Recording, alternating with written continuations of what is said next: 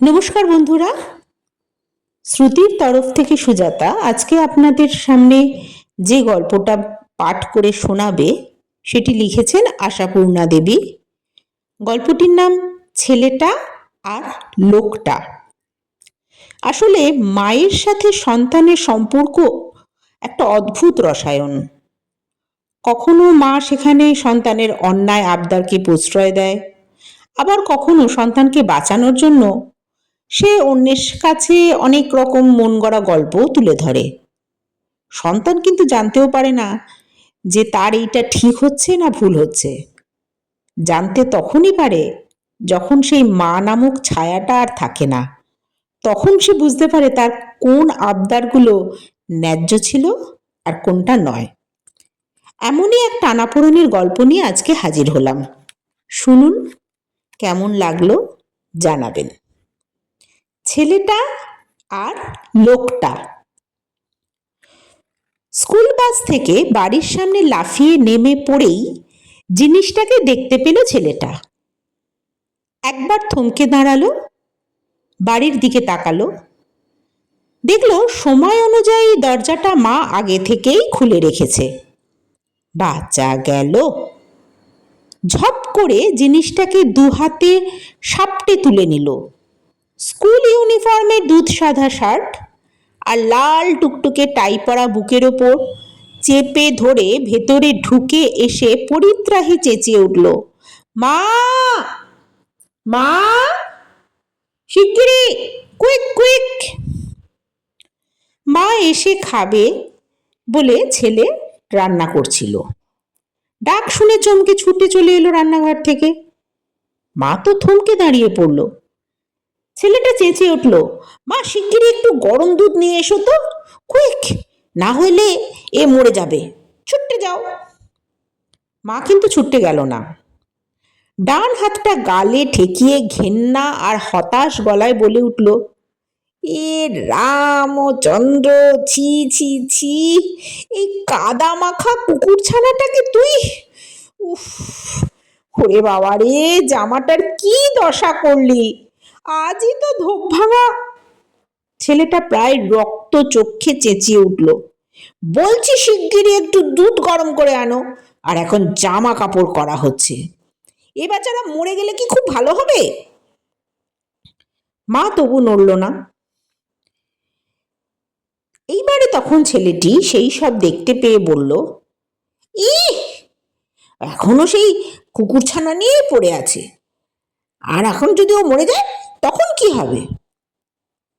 কিন্তু মার তো ওই কাদা মাখা ঘেউ কুকুরছানাটাকে একেবারে বুকের ওপর দেখে জামাটার যা দশা হয়েছে সেটা দেখেই কান্না পাচ্ছে। ছেলেটা মাটিতে পা ঠুকে ঠুকে ভাঙা ভাঙা গলায় চেঁচিয়ে উঠল, এখনো দুধ আনতে যাচ্ছ না? একটা মানুষের প্রাণের থেকে তোমার জামাটাই বড় হলো। মা নাক ছিটকানো মুখেও হেসে ফেলে বলল, একটা মানুষ? উফ, এখন তোমার দত্ত কথা না, মানুষ না হোক, প্রাণী তো একটা, তুমি দুধ দেবে কি দেবে না আগে বলো। আরও একবার পা ঠুকলো অস্থিরভাবে। মা বলল, দুধ আবার দেবো না কেন, আনছি, খাওয়াতে পারবি তো? আমি আমি খাওয়াবো? ছেলেটা আকাশ থেকে পড়ল। আমি কখনো ছোট ছেলেকে দুধ খাইয়েছি? মা গম্ভীর স্বর করে বলল, তাহলে খাওয়াবেটা কে শুনি? কে আবার? তুমি খাইয়ে দেবে। আমি? মা লাফিয়ে 3 হাত পিছিয়ে গেল, নাক কুচকে বলল, আমি ওই নর্দমার পাক মাখা ঘেউ কুকুরছানাটাকে ছুঁয়ে বসে দুধ খাওয়াতে পারবো না। ছেলেটা গলার শির ফোলালো, মাথা ঝাঁকালো এবং বলল, ও কি ইচ্ছে করে নর্দমায় পড়েছে? ও ঘেও, নিশ্চয়ই ওকে কেউ কামড়ে থেতলে দিয়েছে। উফ মা, তুমি কি নিষ্ঠুর, এটা মরে যাক তাই তুমি চাও না? মা রান্নাঘরের দিকে চলে গেল। তখনই একটা চায়ের প্লেটে করে একটু দুধ একটা চামচ আনলো এবং বাঁ হাতে একটা ছেঁড়া মতো তোয়ালে, বোধহয় রান্নার সময় হাতটা মুছে। তোয়ালেটা মাটিতে ফেলে পা দিয়ে বিছিয়ে সোজা করে মা বলল, নে নামা এখানে, যা আচ্ছা করে হাত ধুয়ে আসবি। আর শোন, দুবার করে সাবান দিবি, জামাটা ধোবার বাক্সে ফেলবি। উফ, কি নোংরা! ছেলেটা আস্তে সাবধানে তার সদ্য প্রাপ্ত সম্পদটিকে সেই রাজসজ্জায় প্রতিষ্ঠিত করে। বুকের ভিতরকার উভয়বিধ ভার হালকা করে স্বস্তির নিঃশ্বাস ফেলে হাত ধুতে চলে যাচ্ছিল লাফাতে লাফাতে। মার শেষ কথায় ফিরে দাঁড়িয়ে বলল, মা, আমি যদি রাস্তায় পড়ে গিয়ে কাদা মাখা হয়ে যাই, ছুতে ঘেন্না করবে তোমার? বাপরে বাপ, কি যুক্তি! তুই আর এই রাস্তার কুকুরছানা এক হলো? কচি গলায় বজ্র নির্ঘোষ। রাস্তার আবার কি? বাড়ি নেই তাই রাস্তায় থাকে, তা বলে ও বুঝি ওর মার ছেলে নয়? মা বলল, আচ্ছা বাবা, মানছি তুই আর এই দেবশিশুটি এক, এখন হাত ধুয়ে দয়া করে জামাটা ছাড়। হ্যাঁ হ্যাঁ শুনছি, ধোপার বাক্সে ফেলবো তো। চলে গেল। মা অসীম ধৈর্যে ছোট্ট একটা চামচ দিয়ে ছানাটাকে সেই এক প্লেট দুধ খাওয়াতে লাগলো। সবটা না খাওয়ালে ছেলেটা নির্ঘাত বলবে ও পেট ভরেনি, কিন্তু কিছু একটা না বলে ছাড়বে কি ছেলে? হাত ধোয়া জামা ছাড়া নিমেষে সেরে ঊর্ধ্বশ্বাসে এসে বলল, মা, দুধটা বেশি গরম করনি তো? ওর জিভ পুড়ে যায়নি তো? গেলে গেছে? গিলে গেছে? উফ মা, সত্যি তুমি যে কি, কিচ্ছু মায়া নেই। নেই তো নেই। আরে বাবা, জিভ পুড়ে গেলে সে এরকম আরাম করে খেতে পারে? দেখ না।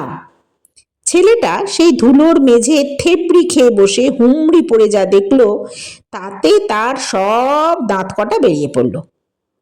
আহা, কি মিষ্টি মধুর দৃশ্য! সেই কুতকুতে চোখ, থ্যাবড়া মুখ প্রাণীটা চামচের আগায় চুকচুক করে দুধ খাচ্ছে। মা, ওকে কিন্তু মানুষ করতে হবে তোমায়, বলে রাখছি। তা মাকে পুত্রাজ্ঞা পালন করতেই হলো, মানুষ করতে লাগলেন ছানাটিকে, এবং ক্রমেই সেটা খেয়ে দিয়ে বেশ বড় হতে লাগলো। দুধ থেকে দুধ ভাত, তারপর মাছ ভাত। কে বলবে সেই পুঁয়ে পাওয়া কারোর পায়ে থ্যাতলানো ঘেউ প্রাণীটা এইটা? ছেলেটা বেশ অনেকদিন মাতামাতি করলো এই প্রাণীটাকে নিয়ে। প্রথমে জুতোর বাক্সে, তারপর প্যাকিং বাক্সে, তারপর সিঁড়ির তলায় তার বিছানা পাতার ব্যবস্থা হলো। শীত পড়তে ওকে নিজের পুরনো একটা গরম জামা পরালো, র্যাপার দিয়ে ঢেকে দিল, পড়ার ফাঁকে ফাঁকে ওর সঙ্গে কথা এবং শিক্ষাদান। কিন্তু ক্রমেই ছেলেটার স্কুলের পরীক্ষা, স্পোর্টস, বন্ধুবর্গ ইত্যাদির চাপে গাছাড়া হয়ে গেল। কুকুরটা স্রেফ মায়ের পোষ্য হয়েই রয়ে গেল এবং বড় হতে লাগলো। ছেলেটাও বড় হয়ে যাচ্ছে, এখন মাধ্যমিক নিয়ে চোখ কানে দেখছে না। হঠাৎ একদিন বেশ ঝকঝকে চকচকে একটা ছেলেকে সঙ্গে করে নিয়ে এলো। মাকে বলল, মা, এ এখন কিছুদিন এখানে থাকবে, আমার সঙ্গে পরীক্ষা দেবে। আজ যা আছে দাও, কাল থেকে তোমার সেই সব ভালো ভালো রান্না টান্নাগুলো করো। এই আয়। হতভম্ব মা আস্তে করে বলল, এসো বাবা। তারপর সৌজন্য হিসেবেই হোক অথবা স্বতঃস্ফূর্ত ভাবেই হোক বলল, বাহ, বেশ খাসা ছেলেটি তো। ছেলে তার আমদানি করা মালটিকে নিজের ঘরে বসিয়ে রেখে চলে এসে রাগ চাপা গলায় বলল, ওকে ও কথা বলতে গেলে কেন? কোন কথা? মা নিথোর পাথার। কি আবার বললাম? ওই যে খাসা ছেলেটি। ও মা, এতে কি দোষ হলো? সত্যি কথাই তো। তা হোক, বলবে কেন? ও লজ্জা করে না বুঝি? খোকা নাকি? বেশ বাবা, আর বলবো না। কিন্তু ও কে? কে মানে? ছেলে ক্রুদ্ধ। দেখতে পাচ্ছ না আমার বন্ধু? আহা, তা তো বুঝেছি, কিন্তু কাদের ছেলে? এখানে থাকতে এলো কেন তা জানবো না? আহ, এত জানবার কি আছে? গোয়েন্দা নাকি? কাদের ছেলে আবার কি? ছেলে ওর মা আর বাবা আমাদের এই এই একই স্কুলের। মানে, দূর বাবা, ও কি নিজে থাকতে এসেছে? কত বলে কয়ে ধরে বেঁধে নিয়ে আসতে হয়েছে তা জানো? ঠিক এই পরীক্ষার মুখে ওর দিদিমার জোর অসুখ বাঁধাতে হলো। ওর মা বাবাকে তো সেই যেতেই হলো। তা ওকে ওর পিসির বাড়ি রেখে যাচ্ছিলেন তারা, কিন্তু আমি তাদেরকে গিয়ে বলে টোলে মার মুখে আসছিল, এত কাণ্ডর কি দরকার ছিল। বলতে সাহস পেল না, শুধু বলল, তা পিসির বাড়ি আর খারাপ কি? তাও বলল বেশ সন্তর্পণেই, বাহ, চমৎকার, না জেনে শুনেই। তুমি জানো ওর পিসির বাড়ির ব্যাপার? তা আর কি করে জানবো? ওর পিসির বাড়িতে কত লোক জানো? অন্তত 40-50টা। পরীক্ষার মুখে সেখানে পড়া হয়। সে কি এত? সে এত লোক কারা? কে জানে, ও তো বলে সবাইকে চেনেও না। যত সব তুতো টুতোর দল। তা তোমার এত কি ভাবনা বলো তো? মা, ভাবনা আবার কি? তবে তোর বাবা এখন বিদেশে, তাই ভাবছি। আশ্চর্য মা, বাবার সঙ্গে কি? ও কি বাবার সঙ্গে গল্প করতে এসেছে? মা থতমত খেয়ে একটা বেফাস কথা বলে বসে, আহা তাই কি বলেছি, তবে একটি পরের ছেলের দায়িত্ব। ছেলেটা চোখ পাকিয়ে বলল, দায়িত্ব মানে? বাবা বিদেশে বলে আমাদের বাজার হয় না, রান্না হয় না, আমরা খাই না। ঠিক আছে, ওর জন্য তোমায় ভালো ভালো রান্না করতে হবে না, যা রোজ হয় তাই হবে। হোপলেস। ওর মা বাবা তো কিছুতেই রাজি হচ্ছিলেন না। শেষ পর্যন্ত যখন বললাম আমার মার রান্না দারুণ, তখন হেসে ফেলে রাজি হলেন। যাকে এত যখন ভাবনা, শুধু আর ডাল আর ভাত দিও, খুব ভালো হবে। মাকে নস্যাৎ করে দিয়ে লম্বা লম্বা পা ফেলে চলে গেল ছেলে। এরপর নিত্যদিন 4 বেলা দারুণ দারুণ রান্না না করে আর উপায় কি? তবে পরীক্ষার সময় একটু দেরি টেরি হয়ে গেলেও উদ্বেগ নেই, গাড়ি করে যায়। 2 বন্ধুই যায়। ওর বাবা মা রাঁচি চলে গেছেন, গাড়িটা তো আর নিয়ে যায়নি। কিন্তু ওই গাড়িবান বাবার সুকান্তি ছেলেটি এত মায়াবী আর মন কাড়া যে যখন বাড়ি ফিরে গেল মা কেঁদে ভাসালো, তবে লুকিয়ে। কে জানে ছেলে দেখে ফেললে যদি ধিক্কার দিয়ে বলে, বাবা পরীক্ষা হয়ে গেছে চলে যাবে না, তুমি কি ভেবেছিলে চিরকালও থাকবে? তুমি বুঝি সত্যিকারের ওর মাসি? ছেলের প্রবল মন্তব্যে মায়ের বড় অস্বস্তি। তার সেই পাতানো বোনপোটি কিন্তু নিজের বোনপোর অধিক হয়ে গিয়েছিল। পাশ করে আইআইটিতে না কোথায় যেন পড়তে চলে গেল। তবু ছুটিতে বাড়িতে এলেই একবার অন্তত দেখা করে যায় আর বলে, না না মিষ্টি ফিষ্টি নয়, মাসিমা কি তরকারি রেঁধেছেন বলুন, তাই খাবো চায়ের সঙ্গে। মাসির জন্য বই নিয়ে আসে, নিজের আঁকা ছবি নিয়ে আসে। ছেলেটা এসব জানতেও পারে না, সময় কোথায় তার। সে এখন দেশের কথা ভাবতে বসেছে। বড় লোকের লালটু মার্কা ছেলের সম্পর্কে তার আর কোনো উৎসাহ নেই। ওকে দিয়ে দেশের কোনো কাজটাজ হয়তো হবে না, অতএব লালটুটা মায়ের বিজনেস। দিন যাচ্ছে, ছেলেটা এখন আরো একটু বড় হয়েছে এবং বাবা বিগত। মাকে হঠাৎ হঠাৎ খুব বুড়ো লাগে। বাবা বড় চাকরি করত, 2 হাতে খরচা করত। বিদেশে ঘোরার চাকরি ছিল, কখনো মধ্য এশিয়ায় আর কখনো অন্য জায়গায়। যখন যেখানে যেত রাজ্যের জিনিস কিনে আনতো আর যত চেনা জানাদের উপহার দিত। রিটায়ার করতে অনেক দেরি ছিল, ভবিষ্যৎ ভাবেনি। অগত্যা ছেলেটাকে একটা চাকরিতে ঢুকে পড়তে হয়েছে। বাপের মতন বড় চাকরি নয় অবশ্যই, কিন্তু কি আর করা যাবে। বাড়িখানা আছে ভালো মতন, মা আর ছেলে বই তো নয়, চলে যাবে, যাচ্ছিল। কিন্তু মনের মধ্যে যে দেশের কাজ মোচড় দিচ্ছে। ছেলেটা তাই একদিন হঠাৎ করে বলে উঠল, মা নিচের তলার বড় ঘরটা তো খালিই পড়ে আছে না? হ্যাঁ, ভাবছি ওখানে একটা নাইট স্কুল করব। পড়ে আছে সত্যি ঘরটা? ছেলেটার বাবা যখন থাকতো ঘরটাতে জমিয়ে বসে 5 জনের সঙ্গে আড্ডা মারত। চেয়ার টেবিলে ভর্তি মজলিসি মানুষ ছিল, বলতো বৈঠকখানা। এখন চেয়ার টেবিল কেবিন সব ওপরে তুলে নিয়ে গেছে মা, সেখানেই একটা বৈঠকখানা বানিয়ে রেখেছে। নিচের ঘর ফাঁকা। তবু মা ছেলের কথা শুনে চমকে উঠল, বাড়ির মধ্যে নাইট স্কুল? ছেলে বুঝল, আরে বাবা এতে তোমার ভাবনার কি হচ্ছে, তোমায় তো আর পড়াতে বলছি না, তবে হ্যাঁ ইচ্ছে করলে তুমিও পড়াতে পারো। তো সেই ইচ্ছে আর হয়েছে। নিজের ছেলেটি ছাড়া আর কারুর ওপর মায়াটা আছে নাকি তোমার? পাড়ার কিছু গরিব বাচ্চা ছেলে যাদের বলা হয় শিশু শ্রমিক, তাদের নিয়েই স্কুল করব। এতটুকু বয়স থেকে নানা রকম কাজে ঢুকতে বাধ্য হয়েছে, লেখাপড়ার সুযোগ পায়নি, বুদ্ধির অভাব নেই, অথচ অ বা ক খ জানে না। ভাবতে পারো? মা চুপ করে রইল। বোধহয় ভাবতে লাগলো, দেশের এই ঘটনাটা এমন অভাবিত হলো কবে, সেটা আজকাল আর মা মুখেও বলে না। পরদিনই ছেলেটা নিচের তলার সেই ঘরটাতে নৈশ বিদ্যালয়ের উপযুক্ত করে সাজিয়ে ফেলল। যথা খান 2 মোটা কাঠির মাদুর, গোটা কয়েক স্লেট আর স্লেট পেন্সিল, এবং খান 3-4 হাত পাখা, কারণ ঘরটায় সিলিং ফ্যানটা নেই। পাখা না থাক, আলো আছে, দুদিকে দুটো বড় বড়, কিন্তু লোডশেডিংয়ের কথাটাও ভাবতে হবে। মা বলল, বাড়িতে হ্যারিকেন আছে, ভাঙাচোরা। কি আশ্চর্য, ভাঙাচোরা কেন, আস্ত নয় কেন? মা বলল, তোর বাবা ওপরের ঘরে ইনভার্টার লাগিয়ে দিয়েছিল, তখন আর তেমন দরকার হয়নি, এখন তো দরকার হবে। ছেলে জোর দিয়ে বলল, যেগুলো আছে ঠিকঠাক করিয়ে তেল ভরিয়ে রেখে দিও, কারেন্ট অফ তো হয়েই যাচ্ছে মাঝে মাঝে। মা কাজ করার মেয়েটিকে দিয়ে লাইনে দাঁড় করিয়ে কেরোসিন আনিয়ে দুটো হ্যারিকেন ল্যাম্প ঠিক করে রাখলো। ছেলে বাড়ি ফিরে এসে এক গাল হেসে বলল, গুড। ছেলেটার কি উৎসাহ! পরের দিন ছাত্ররা এলো, গোটা আষ্টেক পুইয়ে পাওয়া চড়াইয়ে খাওয়া ছেলে, পরনে সুতো ঝোলা হাফ প্যান্ট আর জাফরি কাটা গেঞ্জি। মা হেসে ফেলে বলল, এই তোর ছাত্র? ছেলে চির স্বভাবে রেগে রেগে বলল, তুমি কি ভেবেছিলে গভর্নরের ভাগ্নে, ভাইপো কিংবা মন্ত্রীদের নাতিরা আসছে আমার ছাত্র হতে?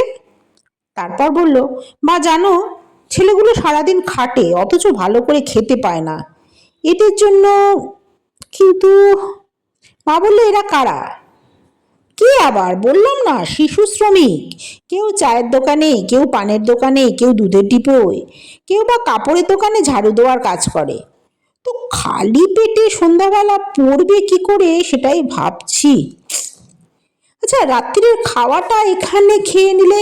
মা আতকে ওঠে, বলছিস কি রে, এই 8-10টা পেট?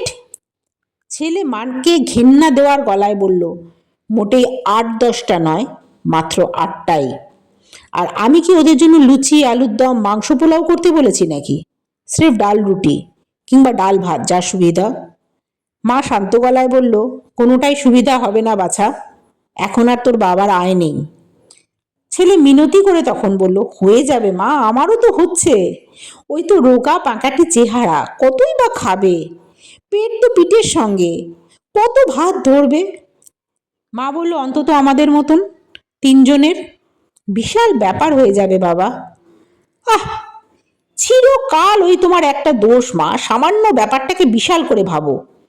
বেশ, কিছু করতে হবে না, স্রেফ খিচুড়ি বানিয়ে দিও। মা বলল, অত খিচুড়ি বা রাঁধবে কে? ছেলে অবাক হয়ে বলল, কেন, বিনা নেই? ছেলেটির বাবা মারা যাওয়ার পর থেকেই মা সপাকে 1 পাক ধরেছেন ছেলের জন্য বিনাকে দিয়ে একটু মাছ ভাত রাঁধায়। ফ্রক পরা বিনা। মা বলল, বিনার এতে সাধ্যিতে কুলোবে? ছেলে মানুষ। ছেলে মানুষ?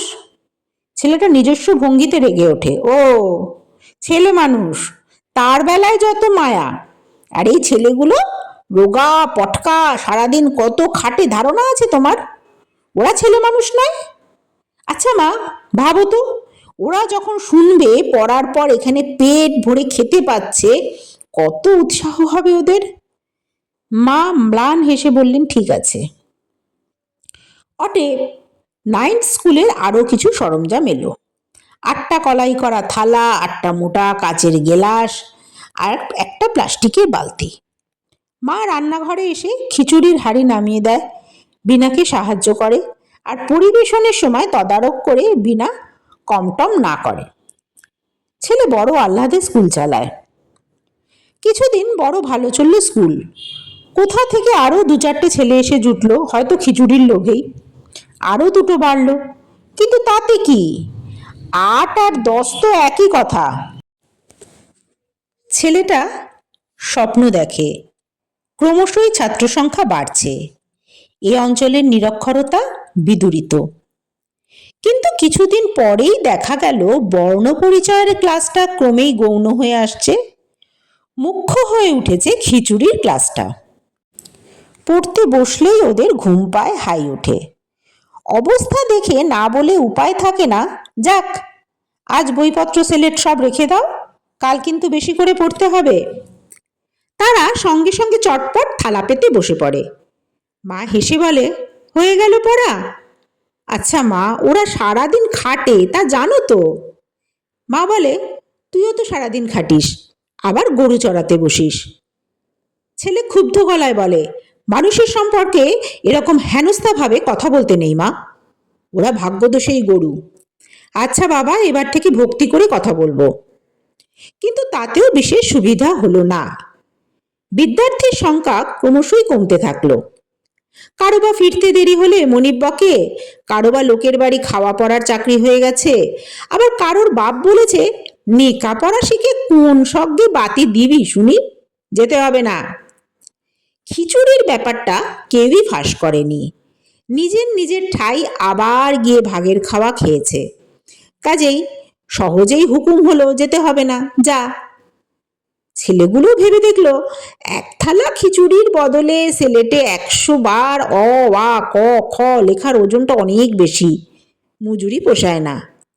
অতএব নাইট স্কুল খতম। এদিকে বিনার মা মেয়েকে বিয়ে দেবে বলে নিয়ে গেছে। ছেলেটার মার ভাঙা শরীর আরো ভাঙছে। মা ছেলেকে বিয়ের জন্য জোরাজুরি করছে, বলছে, আমি আর কদিন, তোকে কে দেখবে? ছেলেটার গলার শির ফুলে উঠল, কেন, তোমার 80 বছর হয়েছে নাকি? আরে বাবা, মরণের কি আর বয়স আছে? তা তো নেই, আমিও এক্ষুনি মরে যেতে পারি। উফ বাবা রে, 60। আচ্ছা বাবা, আচ্ছা, আমারও তো একটু বিশ্রাম নিতে ইচ্ছে করে। ছেলেটা বলল, সেটা তো আগে বললেই হতো। তারপর হনহন করে বেরিয়ে গেল। সেই দিনই সন্ধ্যার অফিস ফেরত একটা 12-14 বছর হিন্দুস্তানি ছেলেকে সঙ্গে করে নিয়ে এলো। অফিসের দারোয়ানের ভাইপো। এই দিন 2 হলো দেশ থেকে ফিরেছে, কিছুদিন আগে বাপ মরেছে, তাই মাথাটা ন্যাড়া। ছেলেবেলায় গাছ থেকে পড়ে গিয়ে পা ভেঙেছিল, তাই খুঁড়িয়ে হাঁটে। মার শরীর ভালো নেই, সবসময় মেজাজ ঠিক রাখতে পারে না। বেজার হয়ে বলল, মায়ের উপকার করতে একটা খোড়া ধরে নিয়ে এলি, ও আমার কোন কর্মে লাগবে? ছেলেটা আরো বেজার হয়ে বলল, ওকে রান্না করতে আনা হয়েছে মা, ফুটবল খেলতে নয়। তা হোক, একটা খোড়া নিয়ে আমি চালাতে পারবো না বাবা, আমার দরকার নেই। আহ মা, ছেলেটা নিজস্ব অসহিষ্ণু ভঙ্গিতে বলে উঠল, কেবল খোড়া খোড়া করতে তোমার লজ্জা হচ্ছে না? তোমার দরকার না থাক, ওর তো দরকার আছে। শুনলে তো, বাপ মারা গেছে, খেতে দেবার লোক নেই, তাই কাকার কাছে এসে পড়েছে।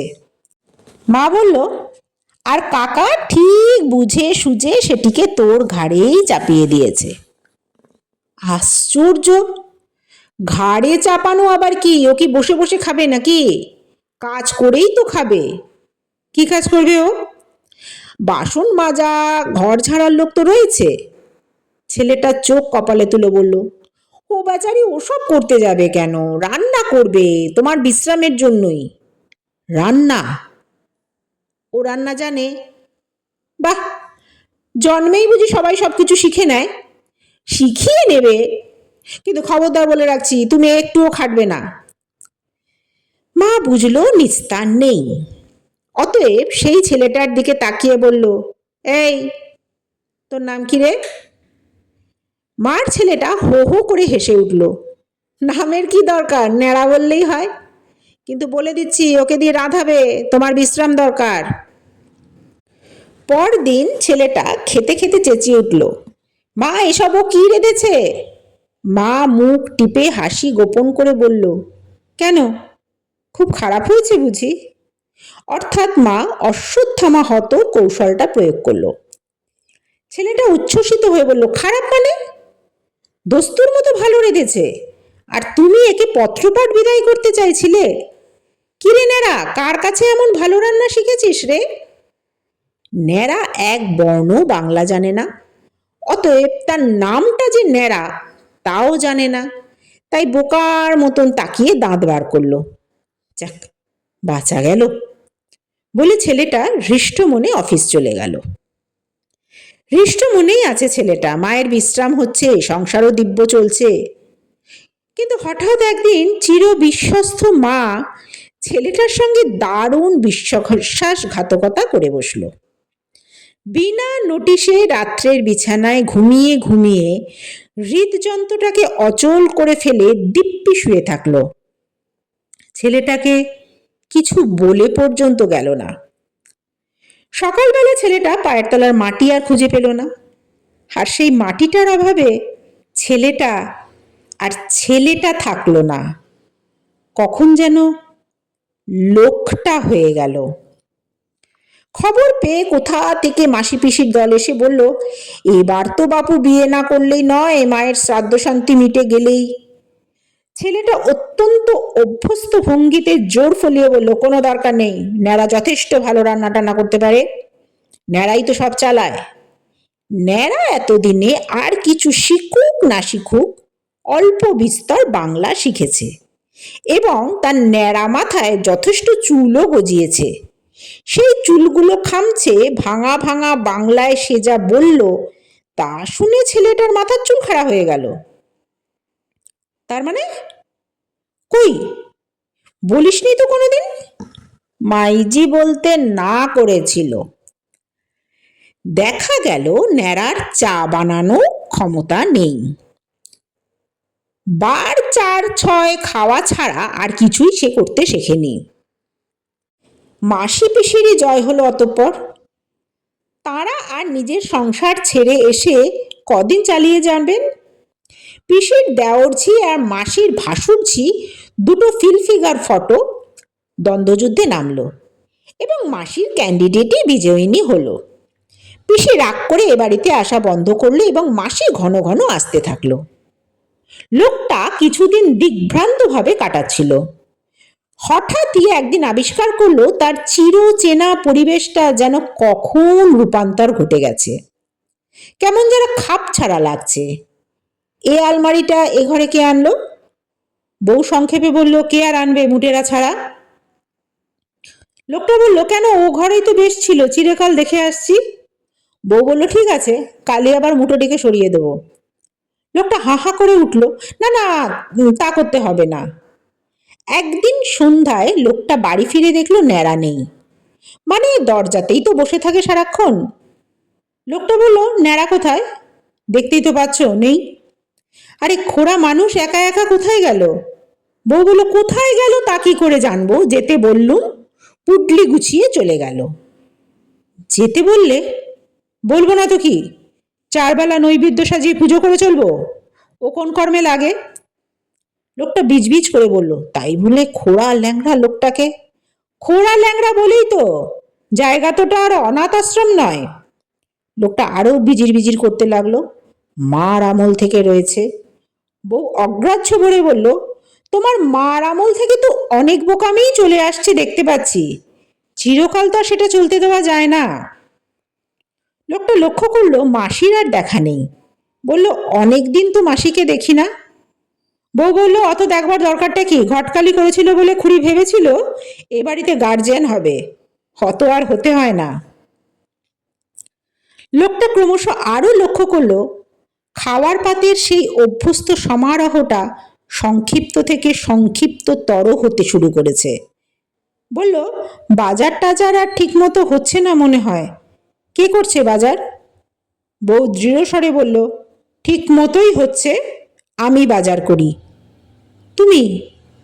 সে কি, মা তো কোনোদিন। কথায় কথায় তোমার মায়ের তুলনাটা একটু কমাবে। লোকটা পাথর হয়ে গেল, কারণ কথা খুঁজে পেল না। এরপর একদিন খুব বৃষ্টি পড়ছে, লোকটা অফিস থেকে ফিরল দুটো বন্ধুকে সঙ্গে নিয়ে।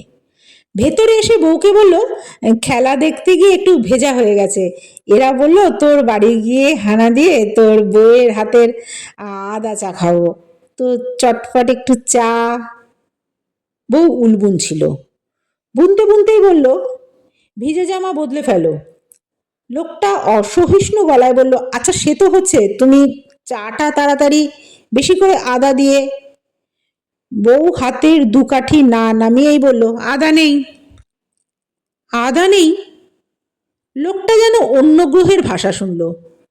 বলল, কি আশ্চর্য, বাড়িতে আদা নেই? বউ আবার একটা ঘর তোলার উদ্যোগ করতে করতে নিরুত্তাপ গলায় বলল, এটা এমনই একটা আশ্চর্য ব্যাপার হলো, যে কোনো দিন ফুরিয়ে যেতে পারে, তাই নয় কি? লোকটা মনে করতে পারল না আগে কোনো দিন এরকম কথা শুনেছে কিনা, কিন্তু আগের তুলনা তোলা নিষিদ্ধ। হতাশ গলায় বলল, ঠিক আছে, এমনি চা দাও, বেশ একটু কড়া করে, তার সঙ্গে একটু পাঁপড় টাপড় ভাজা, মানে আসলে দোকানে যাওয়ার তো কোনো উপায় নেই, মানে যা বৃষ্টি পড়ছে। বউ উলের গোলা গুটোতে গুটোতে বলল, গ্যাস নেই, ওসব পাঁপড় টাপড় হবে না, বড় জোর চাটা হতে পারে, তাও দেরি হবে, অত চটপট হবে না, কেরোসিনও কম, তরু বাসায় চলে গেছে। লোকটা বিমূঢ় গলায় বলল, কিন্তু চায়ের সঙ্গে? বউ নির্বিকার স্বরে বলল, বিস্কিট খাবে? লোকটা একটুক্ষণ বোকার মতো দাঁড়িয়ে থেকে বন্ধুদের কাছে এসে বলল, মিসেসের নাকি আজকে গ্যাস ফুরিয়েছে বুঝলি, আর এদিকে কাজের লোকটাও নেই, একটু দেরি হবে ভাই, বস। ওরা বোকা নয়, তাড়াতাড়ি বলে উঠল, আরে থাক থাক, মিসেসকে আর ডিস্টার্ব করতে হবে না, বৃষ্টি থেমে গেছে, আমরা কাট মারছি। লোকটা আকুল হয়ে বলল, বৃষ্টি থেমে গেছে? তাহলে তো একটুখানি বস ভাই, আমি ওই মোড়ের দোকান থেকে। ওরা বলল, পাগল নাকি? লোকটা করুণ মুখে বলল, সত্যিই চলে যাবি? কিন্তু বউ বোধহয় স্টোভ জ্বালছে। ওরা হেসে উঠল না। ওরা আরো করুণ মুখ করে বলল, না রে, আজ রাত হয়ে গেছে, ঠিক আছে, পাওনা রইল, আর একদিন হবে, গ্যাস এলে খবর দিস। চলে গেল ঝিরঝিরে বৃষ্টির মধ্যে দিয়ে। লোকটা বোকার মতো দাঁড়িয়ে রইল খোলা দরজার সামনে।